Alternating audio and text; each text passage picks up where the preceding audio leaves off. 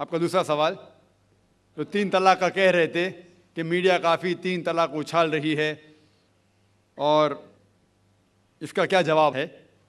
افسوس کی بات ہے کہ معاشرے میں، مسلمان کے معاشرے میں 3 قسم کی طلاق ہے۔ مسلمان کے معاشرے میں، سوسائٹی میں، ایک طلاق بدعت، طلاق طلاق طلاق ایک ساتھ میں کو ہو جاتی ہے۔ ایک طلاق حسن، جو طلاق دو، 1 ماہ رکو حیض کے لیے، پھر طلاق دو، پھر رکو، پھر تیسرا طلاق دو۔ اور تیسرا طلاق کے احسن، جو بالکل صحیح طریقہ ہے، جو قرآن شریف کے ہے، طلاق دو اور 3 ماہ رکو۔ قرآن کی آیت ہے سورہ بقرہ میں، سورہ نمبر 2 آیت نمبر 228 میں لکھا ہوا ہے کہ جب بھی آپ طلاق دیں گے تو 3 ماہ یا 3 حیض کی عدت ہے، تو طلاق پورے مکمل ہونے کے لیے 3 حیض یا 3 ماہ، 3 مینسٹرل سائیکل اور 3 منتھلی کورسز مسٹ ہے، کمپلسری ہے۔ افسوس کی بات ہے کہ یہ جو اختلاف امت میں ہے اس کی ایک وجہ ہے۔ ایک صحیح حدیث ہے، ابن عباس رضی اللہ عنہ وہ فرماتے ہیں کہ محمد صلی اللہ علیہ وسلم کے دور میں 3 طلاق ایک ہی مانی جاتی تھی۔ حضرت ابو بکر کے دور میں 3 طلاق ایک ہی مانی جاتی تھی۔ حضرت عمر کے پہلے 2 سال کے دور میں 3 طلاق ایک ہی مانی جاتی تھی، لیکن اس کے بعد حضرت عمر رضی اللہ عنہ اس سچویشن کو دیکھ کے وہ کہتے اگر کوئی شخص 3 دے دیا تو 3 ہو جاتی ہے۔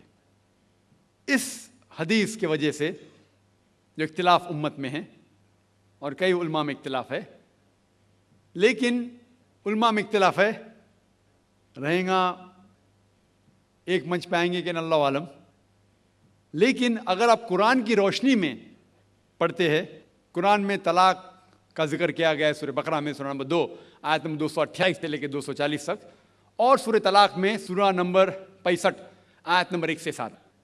جو قرآن مجید میں طلاق کا ذکر ہے اس کے اندر یہ ہے کہ کبھی کوئی ڈفرینس آف اوپینین، کوئی جھگڑا ہو جاتا ہے شوہر اور بیوی میں، تو پہلا شوہر بیوی بیٹھ کے بات کرے۔ ایسا نہیں کہ بیوی نے نمک زیادہ ڈال دیا اور طلاق طلاق طلاق کہہ دیا اور طلاق ہو گیا۔ اگر بیوی میں نمک زیادہ ڈالا، بولے آپ کو نمک کم چاہیے، معاملہ سلجھ جائے گا، بیٹھ کے بات کرو۔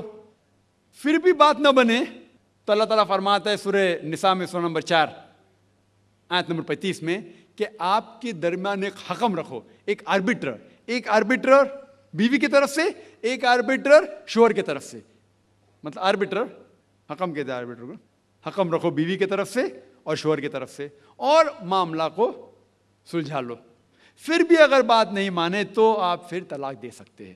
جب طلاق دیتے ہیں تو کئی اس کے کرائٹیریاز ہے کہ حیض کے وقت طلاق مت دو، جب آپ غصے میں طلاق مت دو، شراب کی حالت میں طلاق مت دو۔ اس کے بعد جب طلاق دیا جاتا ہے تو 3 ماہ رکنا چاہیے۔ یہ طلاق کے احسن ہیں، جو بالکل صحیح طریقہ ہے۔ طلاق دو اور 3 ماہ رکو، اور 3 ماہ کے اندر اگر آپ رجوع کرنا چاہتے ہیں اپنی بیوی سے تو رجوع ہو سکتے، الحمدللہ۔ اگر 3 ماہ تک آپ سمجھتے نہیں مجھے میرے بیوی سے الگ ہونا ہی چاہیے، تو 3 ماہ کے بعد، عدت گزرنے کے بعد، آپ دونوں میاں بیوی نہیں رہتے، آپ الگ ہو جاتے۔ لیکن اس کے بعد اکثر مسلمان بھی نہیں جانتے یہ قرآن کی آیت کیا ہے۔ قرآن شریف میں لکھا ہوا ہے سورہ بقرہ میں، سورہ نمبر 2 آیت نمبر 232 میں کہ اگر وہ شخص اپنی پرانی بیوی سے پھر سے شادی کرنا چاہتا ہے تو مت روکیے۔ تو اگر طلاق ہو چکا ہے صحیح طریقے سے، طلاق کے احسن کے طریقے سے، اور 3 ماہ ہو گئے، عدت گزر گئی، 6 مہینے بعد اگر لگا بھائی جو میں نے کیا غلط کیا، میں پھر سے شادی کرنا چاہتا ہے، تو وہ آدمی اپنی پرانی بیوی سے پھر سے نکاح کر سکتا ہے، لیکن نیا نکاح نیا مہر، نیا نکاح نیا مہر، جو کئی مسلمان نہیں جانتے۔ افسوس کی بات ہے کہ ہم مسلمان قرآن کو ترجمے کے ساتھ پڑھے ہی نہیں، صحیح حدیث کو ترجمے کے ساتھ پڑھے ہی نہیں۔ اگر ہم قرآن شریف کو صحیح طریقے سے پڑھیں گے اور صحیح حدیث پہ عمل کریں گے تو یہ جو غلط فہمیاں ہیں دور ہوئیں گی، اور پھر سے اگر شادی ہوئی پھر سے آپ ساتھ میں رہ سکتے، پھر سے پرابلم ہوا تو پھر طلاق دو، پھر 3 ماہ رکو، پھر سے الگ ہو جاؤ، پھر سے آپ چاہتے پھر سے شادی کر سکتے۔ 3 बार जायज़ है, तीसरे बार आखिरी बार है, उसके बाद आप फिर से शादी नहीं कर सकते जब तक वो दूसरी किसी से शादी नहीं करे। लेकिन मैंने अपनी ज़िंदगी में एक भी शख्स मेरे ज़िंदगी में नहीं आया जो तलाक के हसन किया, सही तरीके से तलाक दिया, अलहदा हो गए, फिर निकाह हो गया, फिर अलहदा हो गया, फिर निकाह हुआ, फिर अलहदा है। मैंने कोई भी शख्स मेरे ज़िंदगी में, पूरे दुनिया में ऐसा शख्स के बारे में सुना ही नहीं जो सही तरीके से किया और बिछड़ गया, फिर से शादी की, फिर से बिछड़ गया, फिर से निकाह के, फिर बिछड़ गया, फिर शादी करना चाहता है। अगर आप सही तरीके से कुरान के ऊपर अमल करेंगे तो ये नौबत आएंगी नहीं। और कुछ लोग जो इस्लाम को मजाक बनाएं और क्या कहते कि अच्छा अगर एक साथ में दे दिए, 3 तलाक दे दिए, हो गई, अभी क्या हलाला करो। कुरान कहता है 3 तलाक एक साथ में भी देंगे तो एक ही होती है। मोहम्मद सल्लल्लाहु अलैहि वसल्लम के वक्त पे 3 भी एक साथ में देना एक ही होता था। हजरत अबू बकर के टाइम में भी 3 तलाक एक ही होता था। हजरत उमर के दौर में लोग जो कहते 3 तलाक 3 होती है, कई उलमा कहते हैं कि उनने ये अपने फतवे पे रुजू किए और उन्हें अफसोस था कि ये फतवा उन्हें दिए, और कई लोग कहते नहीं उनका फतवा सही था। इसमें उम्मत का इख्तिलाफ है। लेकिन अगर कुरान की रोशनी में देखेंगे तो 3 तलाक एक साथ में भी देंगे तो एक ही होती है।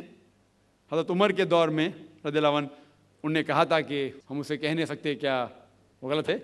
लेकिन उलमा ये कहते हैं, मिसाल तो इब्न तैमिया, शेख इब्न तैमिया, वो कहते हैं कि ये हज़रत उमर में अल्लाह भी प्लीज़ रज़ियल्लाहु अन्हु, वो मोहम्मद सल्लल्लाहु अलैहि वसल्लम ने जो कहा उसके ऊपर नहीं है।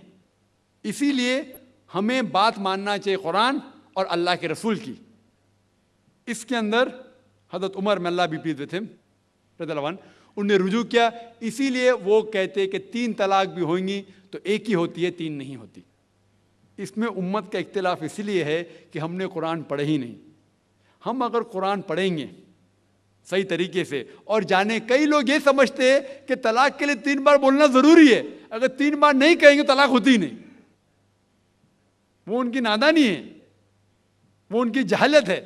तो हमें क्या करना चाहिए, ये मीडिया उछाल रही है, हम मुसलमानों को ये तलाक का तरीका जो सही तरीका है तलाक के हसन, उसको आम करना चाहिए और ये कहना चाहिए किस बुनियाद पे तलाक दी जा सकती है, कब दी जा सकती है, कैसे मौके पे दी जा सकती है, देना चाहिए कि नहीं। तो ये सब अगर हम मुसलमान आम करेंगे तो इंशाअल्लाह ये इख्तिलाफ जो उम्मत में है वो नहीं रहेगा। और मीडिया उसे उछाल रही है।